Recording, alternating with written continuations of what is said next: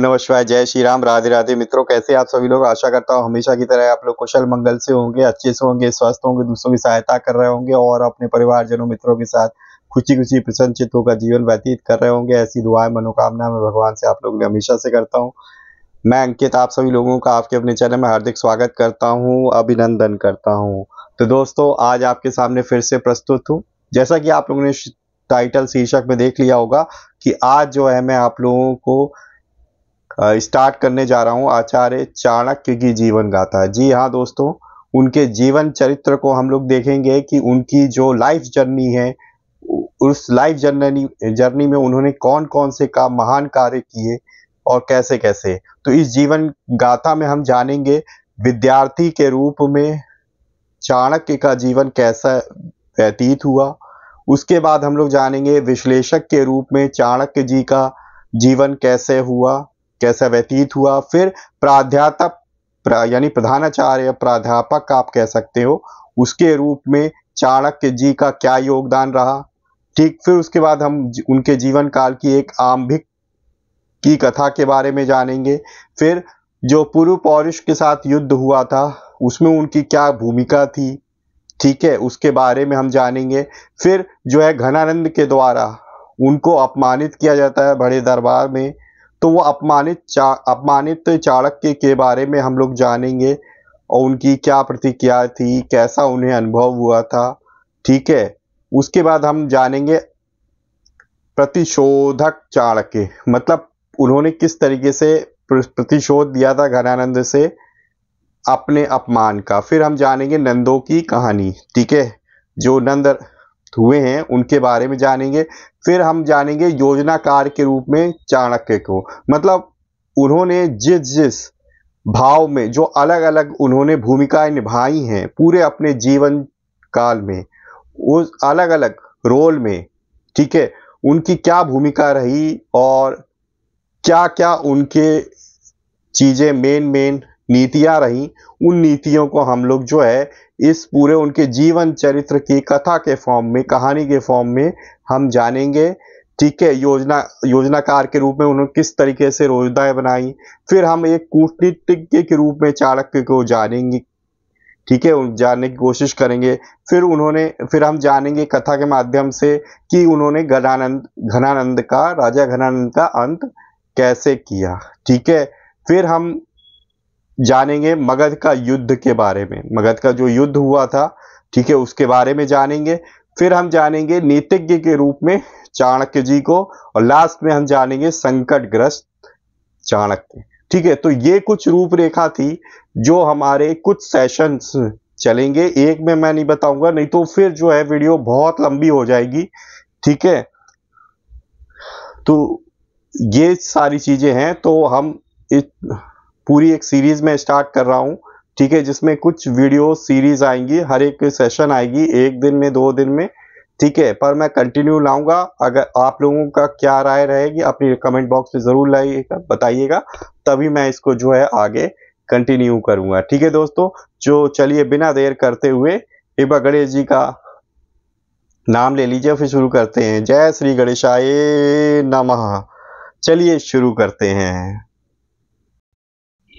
तो दोस्तों, चाणक्य जी की जीवन गाथा देखो। चाणक्य जी जो हमारे थे वो हमारे पास 300 ईसा पूर्व में हुए थे, ठीक है, और ऋषि चाणक्य के पुत्र के रूप में उन्होंने जन्म लिया था, ठीक है, और उन्हीं को उनके आरंभिक काल के गुरु के रूप में भी जाना जाता है। कुछ इतिहासकार मानते हैं कि केवल जो चाणक्य थे वो उनके गुरु ही थे। चाणक्य के ही शिष्य होने के नाते उनका नाम चाणक्य पड़ा था। उस समय कोई प्रमाणिक इतिहास उनका उपलब्ध नहीं है दोस्तों। इतिहासकारों के द्वारा प्राप्त सूचनाओं के आधार पर अपनी अपनी ही धारणाएं लोगों ने बनाई है। ठीक है दोस्तों, तो अब हम स्टार्ट करने जा रहे हैं आज का विद्यार्थी के रूप में चाणक्य के जीवन की समीक्षा करेंगे हम लोग। उनके विद्यार्थी जीवन को हम लोग जानेंगे। ठीक है दोस्तों, तो जैसा कि हमने बताया कि चाणक्य जी जो थे वो उनके आरंभिक काल के गुरु थे। तो उन्होंने अपने गुरु से ही संस्कृत ज्ञान और वेद पुराण आदि ग्रंथों का उन्होंने अध्ययन किया था उन्हीं के निर्देशन में। चाणक्य जो है शुरुआत से ही दोस्तों एक मेधावी छात्र थे, ठीक है, और गुरु उनकी शिक्षा ग्रहण करने की तीव्र क्षमता से अत्यंत प्रसन्न थे। मतलब बहुत तेजी से चीजों को ग्रैप्स कर लेते थे, ठीक है, उनको पकड़ लेते थे, चीजों को याद कर लेते थे, कंठस्थ हो जाती थी उनको चीजें। तब सभी सूचनाएं एवं विद्याएं धर्म ग्रंथों के माध्यम से ही प्राप्त होती थी, ठीक है। पहले हम लोग धर्म ग्रंथों के माध्यम से ही हमें जितनी भी सूचनाएं और विद्याएं जो होती थी, ज्ञान प्राप्त होता था, वो उन्हीं धर्म ग्रंथों के माध्यम से ही होता था। अतः धार्मिक पुस्तकों का अध्ययन शिक्षा प्राप्ति का पहले क्या था, एकमात्र साधन था। चाणक्य ने किशोरावस्था में ही उन ग्रंथों का सारा अध्ययन कर लिया था। मतलब सारे ग्रंथ उन्होंने किशोरावस्था तक आते आते उन्होंने उनको पूरी तरीके से कंठस्थ कर लिया था दोस्तों, यानी कि लर्न कर लिया था, याद कर लिया था।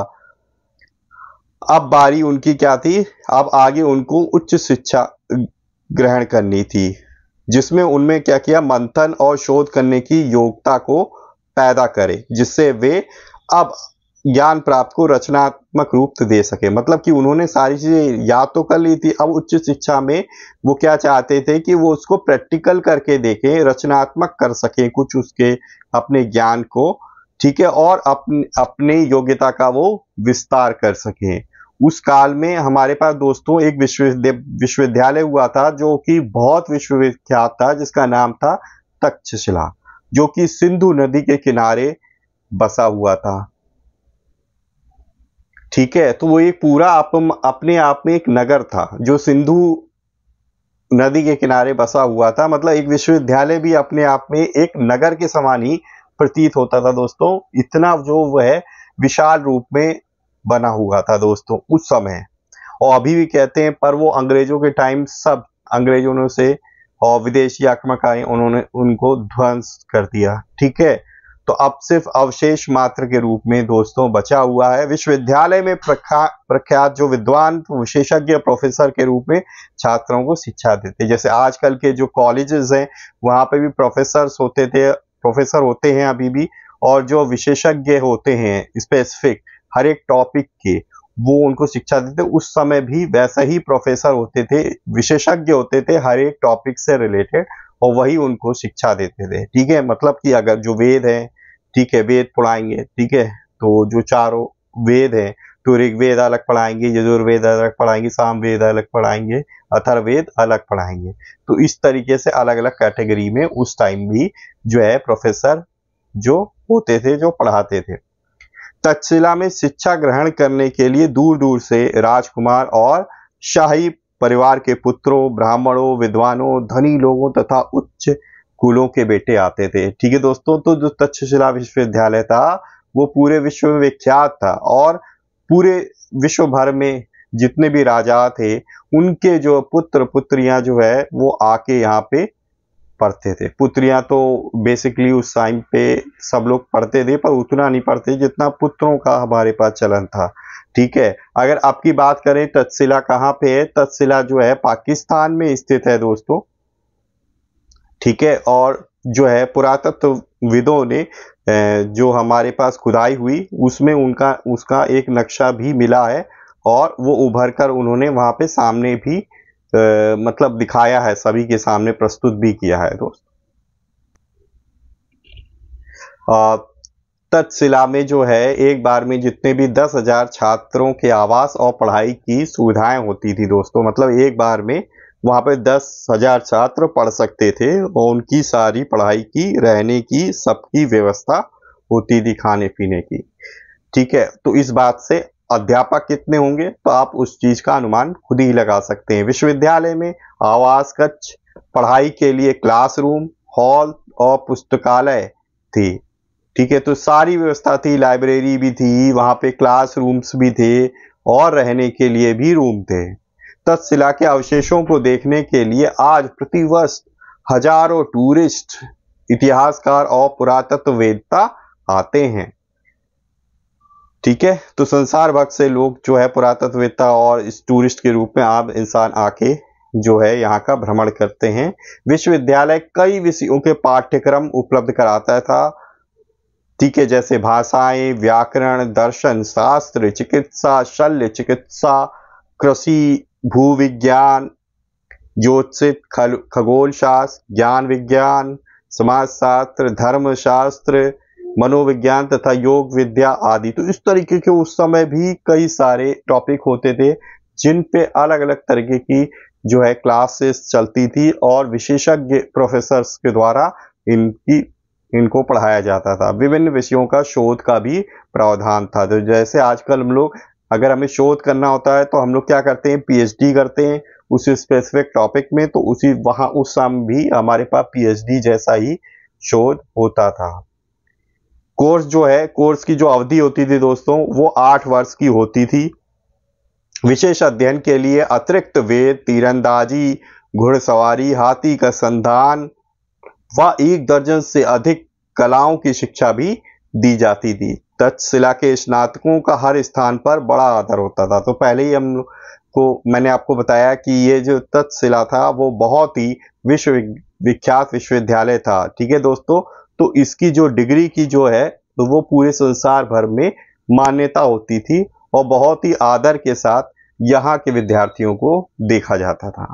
यहाँ जो है ना छात्र 15 से 16 वर्ष की अवस्था में प्रारंभिक शिक्षा ग्रहण करने आते थे। मतलब 15 से 16 की वर्ष में लोग यहाँ पे आते थे, ठीक है, राजकुमार वगैरह, और वो अपनी आरंभिक शिक्षा ग्रहण करते थे। सबसे पहले स्वाभाविक रूप से चाणक्य को उच्च शिक्षा की चाह तक्षशिला ले आए, ठीक है। मतलब चाणक्य जी जो है वो उच्च शिक्षा के लिए तक्षशिला आए थे, जहां भी चाणक्य ने पढ़ाई में विशेष योग्यता प्राप्त की। तो विशेष योग्यता मतलब कि 75, जैसे आज हम लोग कहते हैं कि विशेष योग्यता हमारे पास कब आती है, जब हमारे 100 में से 75 या 75 से ज्यादा नंबर आते हैं, तो यानी कि आपने क्या किया हुआ है, विशेष योग्यता हासिल की हुई है, ठीक है, उस पर्टिकुलर सब्जेक्ट में। यह बात ध्यान देने वाली बात थी उस समय दोस्तों कि जो चाणक्य थे वो उतने सुंदर नहीं थे, लोग उनको कुरूप कहते थे और उनका रंग भी जो है काला था। इसलिए उन्होंने अपना सारा ध्यान जो है पढ़ाई पर ही केंद्रित किया। उन्हें रूप की कमी विद्वान बनकर पूरी करने की धुन सवार थी। जी हाँ दोस्तों, तो बहुत सारी जो है वो काले थे, ठीक है, कुरूप थे, और लोग उनको अपना जो है मित्र वगैरह भी नहीं बनाते थे, ठीक है, कोई दूसरे रुचि नहीं रखते थे। वो कोशिश करते थे पर कोई भी उनसे दोस्ती नहीं बनाना चाहता था, ठीक है दोस्तों, क्योंकि देखिए वो तो कोई राजघराने के तो थे नहीं, ठीक है, और दूसरे वो कुरूप भी थे और इतने ज्यादा वो धनवान भी नहीं थे, तो लोग उनसे बच के रहते थे, दूर दूर रहते थे। तो इसलिए उन्होंने ठानी कि मैं जो है विद्वान बनूंगा और सारे शास्त्रों का जो है ज्ञाता बनूंगा, और पूरा ध्यान फोकस उन्होंने इन सारी चीजों को हटा के पूरा ध्यान अपनी पढ़ाई में ही लगा दिया, ठीक है। पर दूसरों छात्रों को चाणक्य के विद्वता के प्रमाण तो मिलते ही रहते थे। यह बात और थी कि वह राजा महाराजाओं का काल था और सरस्वती पुत्र के गुणों के आदर देने की उदारता राजपुत्रों में नहीं थी। एकाकी होकर एकाग्रता से चाणक्य ने अपने विषयों की खूब पढ़ाई की। धार्मिक ग्रंथों का फिर से मंथन करने के लिए दृष्टि से अध्ययन किया।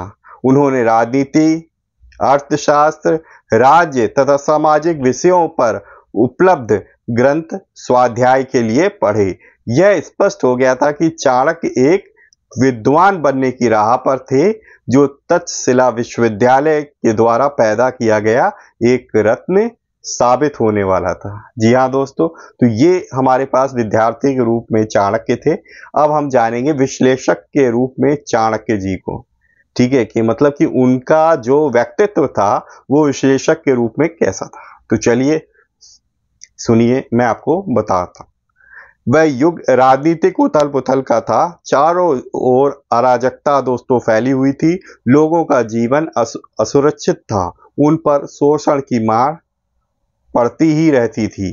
राजा बहुत निरंकुश हुआ करते दोस्तों, जो धनी वर्ग और जमींदारों के साथ मिलकर जनता पर बहुत सारे दोस्तों तो दोस्तों राजा जो है बहुत ही जो है निरंकुश हुआ करते थे उस समय, और वो अपनी प्रजाजनों पर और ठीक है और छोटे वर्ग के लोगों पर बहुत ही ज्यादा अत्याचार करते थे, उनका खून चूसते रहते थे। अधिकतर राजाओं के राज्यों की ना तो कोई विधि विधान था और ना ही कोई प्रशासनिक व्यवस्था, मतलब कोई भी उनके वहां पे मैनेजमेंट नाम की कोई भी चीज नहीं थी। अधिकारियों व उनके कारिंदों की मनमानी ही कानून था। मतलब कि वहां पे जो बड़े तबके वाले लोग हैं, जैसे आजकल हम लोग कहते हैं, और तो जो वो अपना रौब दिखाते थे कि हाँ मैं इस ओहदे पर हूँ, इस पद पे हूँ, ठीक है, तो आपको मेरी बात माननी ही होगी। गरीब लोग उन सब से क्या हो गए, त्रस्त हो गए थे, बहुत ज्यादा दुखी हो गए थे। चाणक्य स्वयं उसी निर्धन असहाय वर्ग से थे। ठीक है, मैंने आपको बताया वो ऑलरेडी जो है बहुत ही ज्यादा गरीब परिवार से आते थे। अतः राजनीतिक व सामाजिक दुर्दशा का विश्लेषण करना उनका स्वभाव हो गया। चारों ओर घटती घटनाओं से भी वह शिक्षा ग्रहण कर रहे थे। मतलब कि उनके सामने इतनी सारी परेशानियां थी कि उनके पास पैसे नहीं थे, वो निर्धन थे, और ये निरंकुश राजाओं का जो उनके प्रति अत्याचार था, ठीक है, वो भी सहन करते हुए उन्होंने क्या किया, उन्होंने अपने लक्ष्य पे केंद्रित रखा और शिक्षा ग्रहण करते रहे। यही काल था कि सोचते सोचते उनके मन में एक आदर्श राज्य, सुव्यवस्थित व्यवस्था, नागरिक संहिता तथा अर्थतंत्र की परिकल्पनाएं जन्म लेने लगी। मतलब कि उनके मन में एक संपूर्ण राम राज्य की एक परिकल्पना की जो है बीज उनके मन में आ गया। उनके मस्तिष्क में लंबे समय तक यह परिकल्पनाएं पकती रही व परिष्कृत होती रही कि जिन्हें बाद में उन्होंने ग्रंथों के रूप में लिखा व अमर हो गए। इतिहास करवट ले रहा था दोस्तों। यूनान से एक योद्धा विश्व विजय का सपना लेकर विशाल सेना के साथ पूर्व की ओर कूच कर चुका था। एशिया महाद्वीप के मध्य पूर्वी देश उनके आक्रमणों की चपेट में आ गए थे। युद्ध की गर्म हवाएं भारत की ओर पश्चिम से आ रही थी। कई राज्य उजड़ रहे थे। मतलब कि उसने जो है कत्लेआम मचाते हुए, ठीक है, और सबको मारते हुए, ठीक है, राज्य को जीत कर आगे बढ़ता रहा। वो यूनान का वह दुर्दांत योद्धा और कोई नहीं था बल्कि सिकंदर, जो आगे चल के महान कहलाया। ठीक है दोस्तों, ऐसी कैसी महानता कि जितने सबको मार रहे हो, आप काट रहे हो, ठीक है, निर्दोष लोगों को, तो ऐसी कैसी महानता दोस्तों। उसकी विशाल सेना थी और उसकी जो सेना की जो पद्धति थी वो नवीन थी, जो रूढ़िवादी भारतीय शासकों की समझ से परे थे। ठीक है, मतलब कि वो एक अलग तरीके से योजना बनाकर नई रणनीति के साथ जो है राजाओं के साथ युद्ध करता था। इस ठीक है, और हमारे जो राजा थे वो बहुत रूढ़िवादी किस्म के थे और उनकी जो योजनाएं थी और युद्ध करने की नीति थी वो भी बहुत पुरानी थी, वो अपडेटेड नहीं हुई थी। ठीक है, तो इसी वजह से वो जल्दी हार जाते थे। यूनानी सेना का एक ज्योतिमितिक आकार में आगे बढ़ती थी। ठीक है, उनके सैनिक चमचमाते कवचों से सुरक्षित घोड़ों पर बैठे आक्रमण करते थे। पैदल सेना लंबे भालों से दूर से ही शत्रु को बींध देती थी। तो जो पैदल सेना होती है उनके पास बहुत लंबे लंबे भाले होते थे और वो दूर से ही जो है भाले से उनको मार देती थी, जिसका भारतीय व दूसरे देशों की सेनाओं के पास कोई उत्तर नहीं था। उजड़े लोग शरणार्थी बनकर पूर्व की ओर जा रहे थे। तक्षशिला में भी शरणार्थियों की भीड़ आ चुकी। तो जैसे बताया, सिंधु नदी के किनारे तक्षशिला स्थित था और वो अपने आप में ये एक नगर था, इतना विशाल था। तो वहां पे भी जो है लोग शरणार्थी के रूप में आ गए। विश्वविद्यालय परिसर भी शरणार्थियों से भर गया। जिस नगर में केवल शिक्षार्थी आते थे, अब वहां रोटी पानी आश्रय मांगने वाले भी आ रहे थे। तो वो एक विश्वविद्यालय था, तो वहां पे केवल शिक्षा के लिए ही लोग आते, शिक्षा ग्रहण करने के लिए, बट अब नॉर्मल लोग भी आने लगे और वो अपनी आजीविका के लिए आश्रय मांगने लगे। दोस्तों, समस्या से निपटने के लिए राजा ने अपने विशिष्ट व्यक्तियों की सभा बुलाई व समस्या का समाधान ढूंढा। तो जैसे हमारे यहाँ कोई देश में, किसी भी देश में अगर कोई आपातकालीन स्थिति आती है तो तुरंत जो है प्रधानमंत्री जो है आपातकालीन बैठक बुलाता है अपने कैबिनेट मंत्रियों और मंत्रियों के साथ जो है मीटिंग करता है और समाधान ढूंढने की कोशिश करता है। तो ठीक उसी समय भी उन्होंने विशिष्ट व्यक्तियों की सभा बुलाई। पड़ोसी राजा भी विचार विमर्श करने आ गए। ठीक है, जैसे हमारे पूरा देश है तो देश में क्या होता है, हम पूरे राज्यों के मुख्यमंत्रियों को भी बुलाते थे। ठीक है, सभी को उनसे मंत्रणा करते थे और अगर हमको जरूरत पड़ती थी तो हम लोग के विदेश मंत्री, प्रधानमंत्री भी तो दूसरे देश में जाके जो है आपस में डिस्कशन करते हैं। तो उसी तरीके से पड़ोसी राजा भी आकर विचार विमर्श करने लगे। अंत में निर्णय यह लिया गया कि शरणार्थियों को नगर के बाहर एक भूमि पर आश्रय दिया जाए। मतलब उन्होंने कहा कि नगर के बाहर ही उनको कुछ भूमि दी जाए। ठीक है, उनको रहने के लिए जगह दी जाए। वे नगर में केवल परिचय पत्र दिखाकर ही आ सकते थे, परंतु विश्वविद्यालय परिसर में उनका प्रवेश वर्जित था। तो उन्होंने कहा कि अगर आपको नगर में प्रवेश करना है तो आपको एक परिचय पत्र मिलेगा और उस परिचय पत्र को दिखा के आप जो है नगर में प्रवेश कर सकते हैं, परंतु आप विश्वविद्यालय में एंट्री नहीं कर सकते। इस प्रकार चाणक्य ने स्वयं देखा कि इस प्रकार की आपात स्थिति होने पर कौन से कदम उठाए जाने चाहिए। तो इस प्रकार आगे चल के जब स्नातक बने चाणक्य ने तो विद्यालय की शिक्षा के साथ साथ स्वयं भी विश्लेषक के रूप में उन्होंने बहुत कुछ सीखा। तो इस तरीके से चाणक्य जो है विश्लेषक के रूप में उभरे। ठीक है दोस्तों, तो आज हम के सेशन में हमने जाना कि चाणक्य जी के आरंभिक जीवन के बारे में, विद्यार्थी के रूप में चाणक्य जी को और एक विश्लेषक के रूप में चाणक्य जी को ग्रो होते हुए हम लोग ने देखा। नेक्स्ट सेशन में हम आगे देखेंगे प्राध्यापक के रूप में किस तरीके से चाणक्य ने अपनी जर्नी को ग्रो किया। ठीक है दोस्तों, तो अगर आपको आज का सेशन अच्छा लगा है तो प्लीज वीडियो को लाइक करना ना भूलें और आपकी क्या राय है, ठीक है, इस सेशन के बारे में, सीरीज के बारे में अपनी राय कमेंट बॉक्स में जरूर लिखिएगा दोस्तों, पॉजिटिव या नेगेटिव। वो मेरे लिए बहुत फीडबैक मानी रखता है दोस्तों। और ऐसे ही जो है ना जुड़े रहिए, अपना प्यार बनाए रहिए दोस्तों, और ज़्यादा से ज़्यादा अपने परिजनों मित्रों के साथ शेयर करें ताकि वो भी इस पर्टिकुलर वीडियो से चाणक्य जी के बारे में जान सकें दोस्तों। ठीक है, और बहुत लोग जानते भी होंगे बट इसमें हो सकता है उनको ऐसी बातें मिले जो उनको ना पता हो।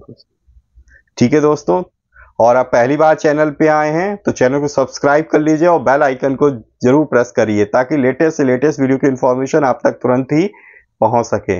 इसी तरीके से भगवान की भक्ति करते रहिए, अपने परिवारजनों मित्रों के साथ खुशी खुशी प्रसन्नचित्तों का जीवन व्यतीत करिए, और हाँ, हमेशा की तरह किसी न किसी एक पर्सन की हेल्प करने की जरूर कोशिश करिए दोस्तों।